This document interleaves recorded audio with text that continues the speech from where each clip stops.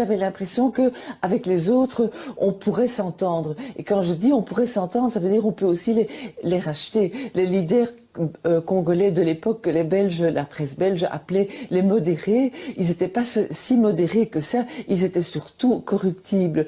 Avec Lumumba, c'était difficile. On avait l'impression qu'on ne pouvait pas lui faire entendre raison, qu'on ne pouvait pas l'acheter, le corrompre, parce que il avait son idée, il était assez idéaliste. En ce sens-là, oui, c'était un radical.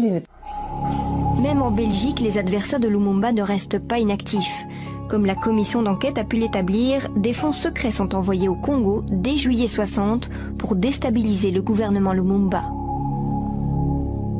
Ce qui m'a frappé, c'est la piste de l'argent. C'est de découvrir qu'en 60, la Belgique avait voté un budget spécial qui était tout de même de 7 millions d'euros, ce qui n'était pas rien pour l'époque, qui était un budget spécial pour se concilier les faveurs des leaders congolais de l'époque. Aujourd'hui, je me dis, mais au fond, c'est une leçon qui leur a été enseignée en 60, et ben ils l'ont bien apprise, mais il faut retourner aux sources. Donc cet aspect de fonds secret qui échappait au contrôle parlementaire, qui était destiné à soudoyer les dirigeants congolais de l'époque, c'est quelque chose qu'on ne savait pas, en tout cas moi je ne le savais pas, et qui m'a vraiment fait réfléchir.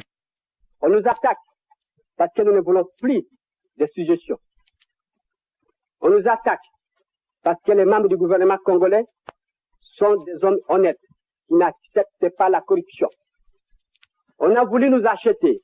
On a voulu m'acheter moi-même, pas des millions. J'ai refusé, je n'accepterai pas un centime pour mon peuple.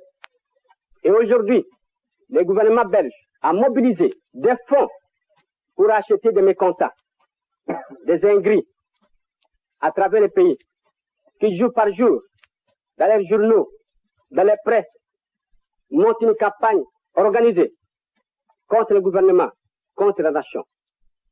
Des évêques abandonnent leur mission d'évangélisation pour s'ingérer dans les affaires de l'État.